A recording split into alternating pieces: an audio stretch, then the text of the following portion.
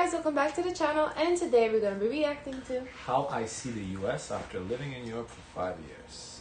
I just had a nightmare that I had to choose between 40 brands of toilet paper. It wasn't a nightmare. This is the US. I always enjoy coming back to the US to see family, friends, nature. The nature is unbeatable, especially in a place like California. Oh. But living in the US is sort of like living in one big Hollywood movie. It's an experience. The good, the bad, and the ugly. And after 4 years in Europe, I'm back in the US at the moment. So let me show you how I see the US now. It's time to do some grocery shopping. And of course, I hop in my car and drive 2 blocks to my local Yosemite. And why walk when one can drive? Never been either, but I heard it an experience and adventure. You see, I'm used to only 1 or 2 choices of brands to choose from in the Netherlands. Here, there are like 50 brands of everything to choose from toilet paper to sausages to coffee. Let's see, hazelnut, maple pecan. I'm gonna go with caramel spice this time. On one hand, the variety is amazing. On the other, it can take me up to 15 minutes to buy toilet paper.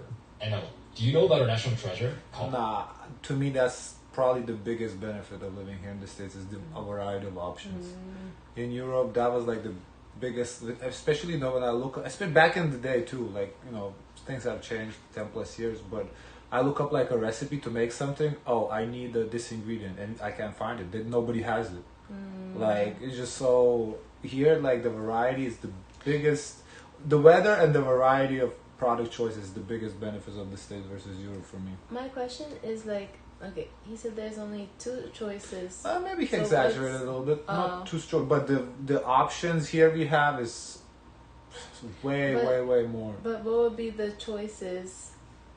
Because I wonder, like, here you can have like single ply, double ply, extra. No, he exaggerated. No, it's not like that. But like, for example, for cereal, here how you go to Walmart, you have that huge aisle. Like in Lithuania, would be probably like a quarter of that aisle. It would be a variety. It would be like a variety of brands, or it just would be a brand? It would be a variety, but it would be like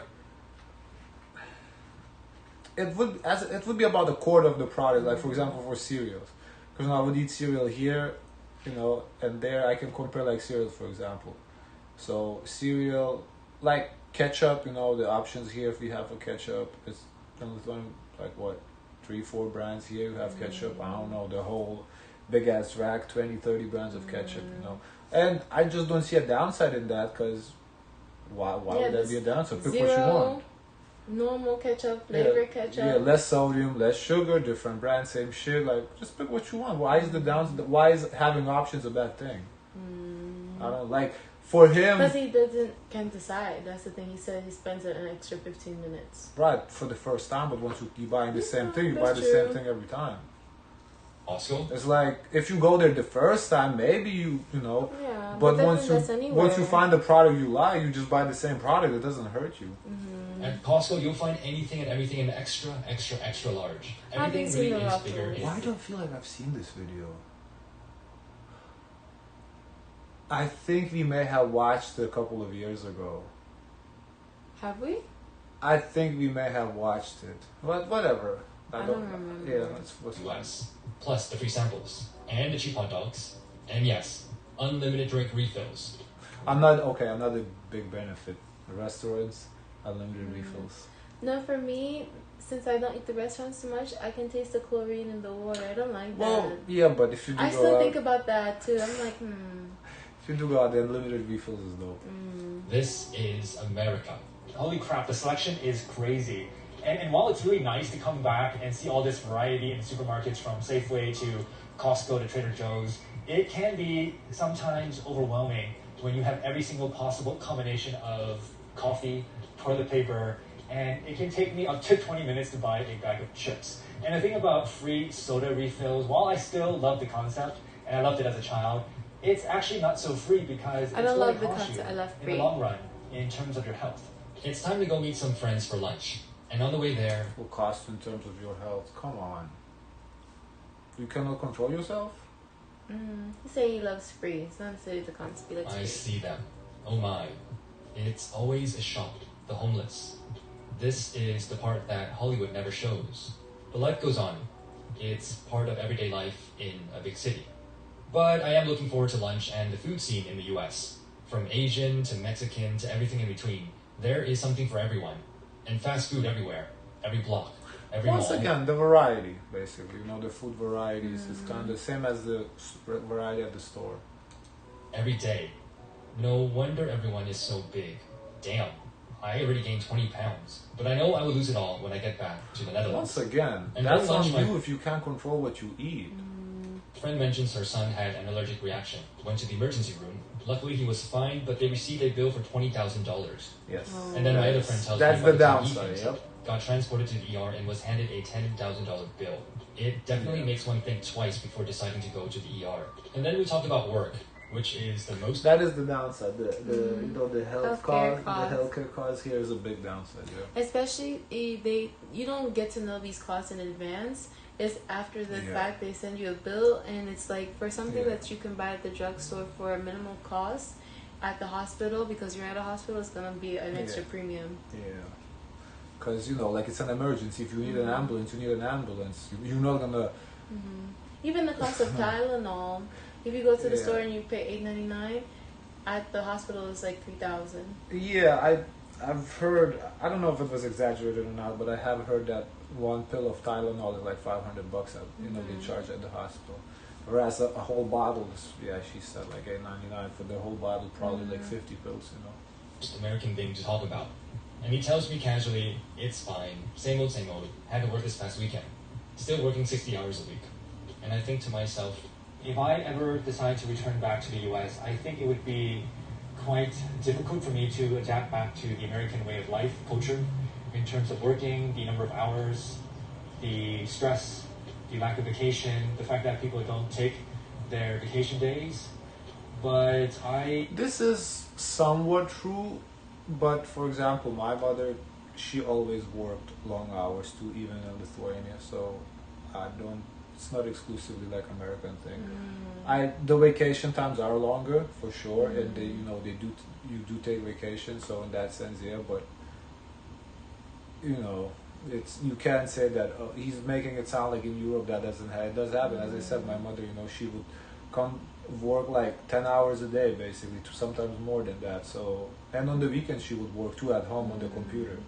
So it's not that this is just an American thing.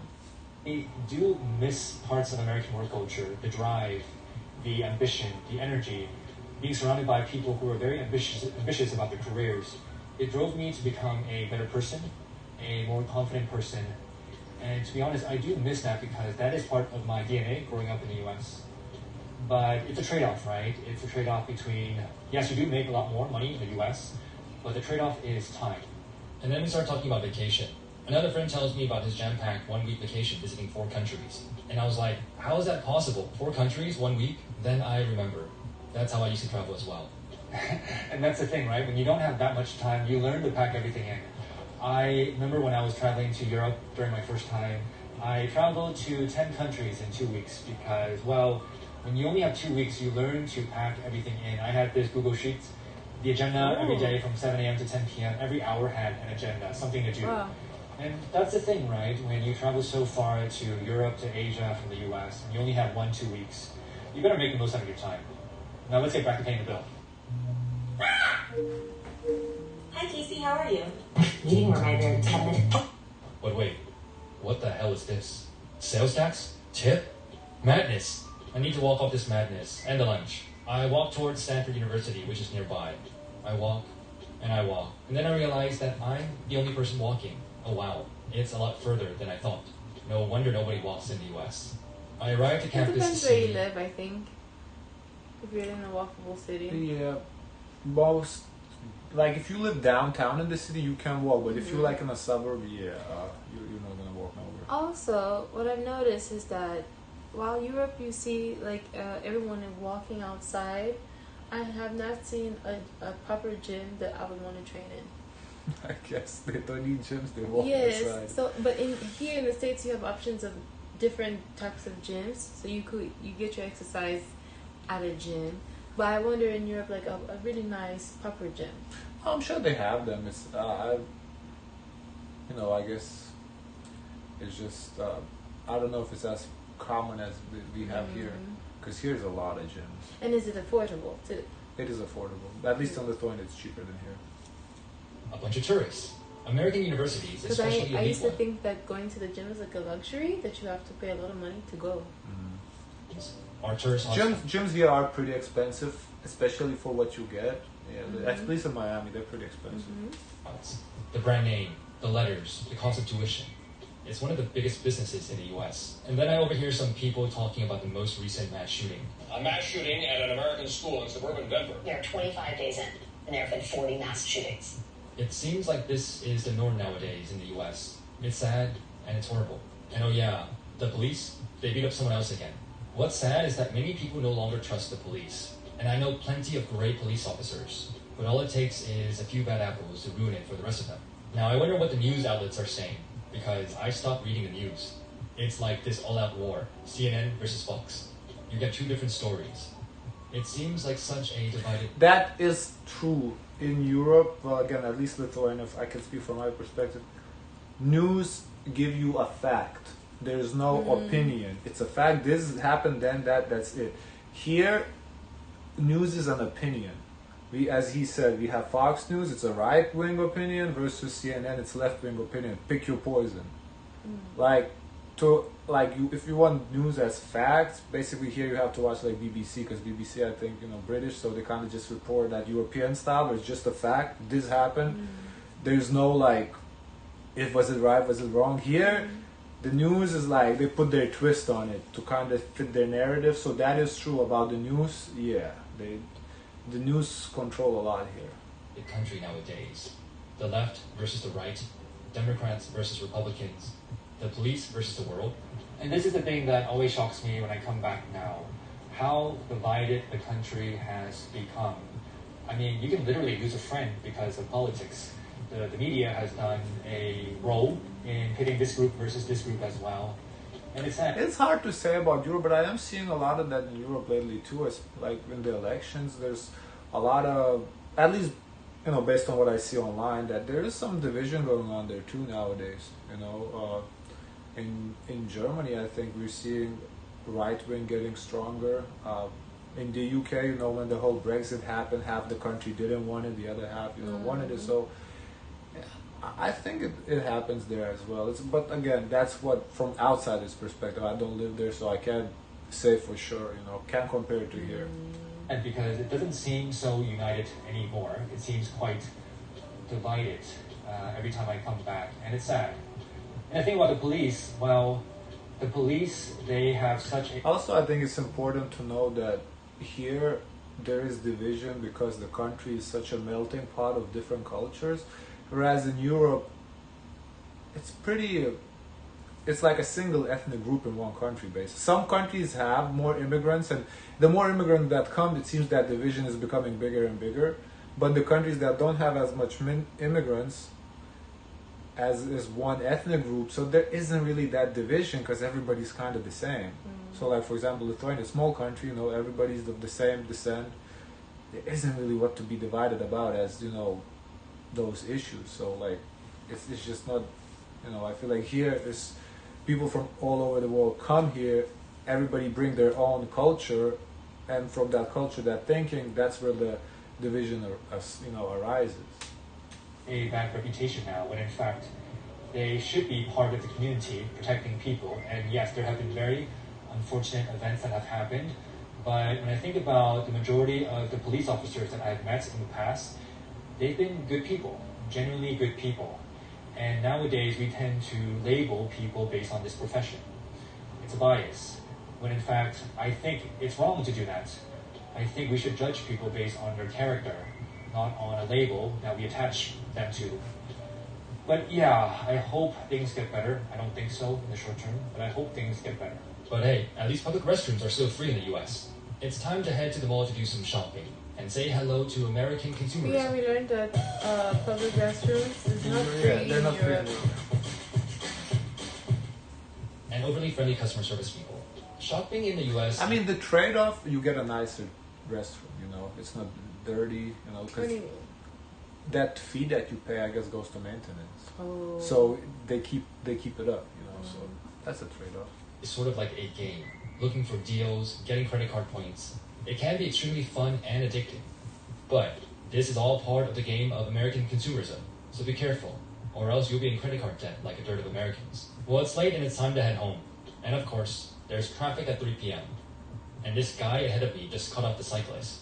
It's quite a shock to see bikes, cars, buses, motorcycles all merging together in one lane. It can be quite dangerous to cycle in an American city. I then go and meet some... I don't like the cycling here. I feel like it's a little safer to drive a bicycle in Europe. friends for a drink, and I meet all these techies. And of course, I get asked the popular question. Hey, so what do you do? I make YouTube videos. Oh, so you work for YouTube and Google, right? No, I just make videos. Oh, okay. So this is something that Americans do really well. We tend to compare ourselves against one another. It's a very competitive society. And we do this at a very young age. Which school, which college did you go to? What type of job, which company, who got promoted? It's part of the system. It's a very competitive society, in my opinion, compared to other societies. Oh, that's sad. And I remember there was one time when I first started off my career, I was working in the Big Four accounting firm. And I went out to a bar with some friends. They were all investment bankers. And I was talking to this one girl who was an investment I think banker. it's a personality type too for certain people, like so they can see where they can rank you and how to treat you. I think this solely really depends what kind of career path you choose. I think if you go trying to climb that ladder, corporate ladder, is the same thing everywhere.